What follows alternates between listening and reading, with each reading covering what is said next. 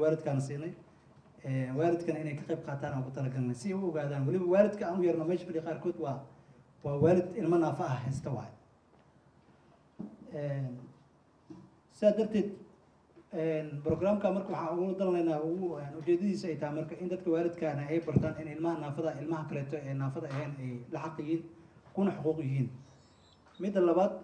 aan rabno waxay tahay in dadka waalidka ay iskuulka ay geeyaan ilmaha naafada oo iyo dadka kaleeto bulshada ka tirsanba ay ogaadaan in qofka naafada ay wax baran karaan ururkan oo gabdhaha oo naafada ah Somali Disability Women Association ama ururka haweenka naafada waxaa gudoomiye ka ah sidaa garanaysaan ba qof oo aad iyo aad hal abuur u ah kartina leh aad iyo aadna qof lagu dayasho mudan ah waa naftirkeedana ah qof haweena naafana ah aragla basiira la yiraahdaa in badan ayna kasoo shaqeynaysay programkan sidii uu ku hirgeli lahaa oo muddo badan oo ilaa 7 bilood ka badan ay daba socotay anigana aan ku caawinahay sidii horumar loo gaari lahaa alxamdulillah maanta waan soo qabanay waan noo bilaabatay qorshaha howlaheena ujeedada marka ugu muhiimsan aan programkan u sameeyno waa intaas waa in dadka naafada guryaha laga soo saaro waalidkan ay fahmaan in carruurta naafada carruurta kale ay ku xaq yihiin oo ay u sameeyeen labada ilmood oo midka naafada ah iyo midka aan naafada ahayn sidoo kale iskuulada kale inaan ayagana tagay waxay gelinta waa arrin aad iyo aad muhiim ah in iskuulaadka gacan laga siiyo si ay u dhigan lahaayeen sanadka hore waxaa lagu casuumay xafiiska mataqaanaa ururkan uu ku yaalo mataqaana xaafadda Axmed Jar oo aan la kulmay qaar ka mid ah idinka hadda waa idinka qaarkiin ka mid ah oo weliba aan aad iyo aad ugu farxay in idinkoo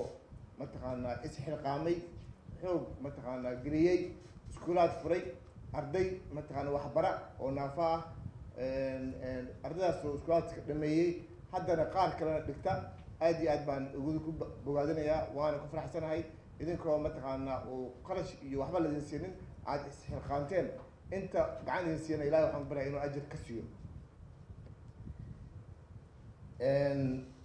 waxaa kaloo iyadana muhiim ah in dadka naafadaha uu iskuulaadka dhameeyey jaamacada ka soo baxay ay muhiim tahay inay qayb ka qaataan ama qayb laga siiyo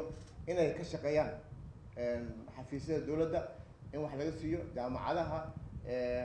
xataa safaaradaha waa inay ka shaqeeyaan dad wax barto waaye dad mataqaanaa lamid anana lamid ah waaye waxaan dhaantiin ma laha qaarkiina PhD baa qaateen oo master baa leedihiin marka waxaa waajib ah in la idin siiyo mataqaanaa qaybta ka leedihiin dowladda aad kaga leedihiin ama aad kaga leedihiin waddanka kaga leedihiin wacyigelin badan baa loo baahan yahay dadka in wax la baro in loo sheego sax waaye anaga dadka dhaqankeena ka mid ahayd aan dhihi karaa oo qaladka ah in qofka naafada ah la caayo la bahdilo dhulka la dhigo la dhaho mataqaanaa wax ma baran karo wax ma samayn karo shaqo ma aadi karo iskuul ma aadi karo arrintaa in laga gudbo waayo waxaan ku jirnaa 2015 ana hadda Nairobi ayaan joogaa xildhibaano ayaa ah dad mataqaanaa oo ku jira oo naafa ah wasiir baa nin ahaan jiray jaamacada ay madax ka yihiin shaqa dowladda ayay ka shaqeeyaan maxaana loo diiday inaan saas oo kale naqano ama aan ka ficno marka waxaan ku bogadin lahaa idinkana inaad xilqaantaan meelaha muhiimka ah oo dowladda kaliya ma xataa oo ganacsiga ama meelaha kale oo aad laga shaqeyn karo inaad ka shaqeysaan ama wax laga siiyo waxaa la yidhahdaa disability is not inability qofka naafada ah macnaheeda ma aha awood ma laha maaha alxamdulillah awood waa leedihiin waa nooshihiin anaga mataqaana aniga ka safir ahaan waxaan ballan qaadayaa in wixii kraankayga hadduu la yidhaahdo inaan mataqaanaa gacan siiyo oo wax idina qabto waxaan kusoo celinayaa clear arrinta ah wacyigelinta gudoomiyaha urka haweenka oo ka dhawaajisay waan taageerayaa in la sameeyo wacyigelin aad u fara badan tviyada raadiyaasha laga hadlo in la sheego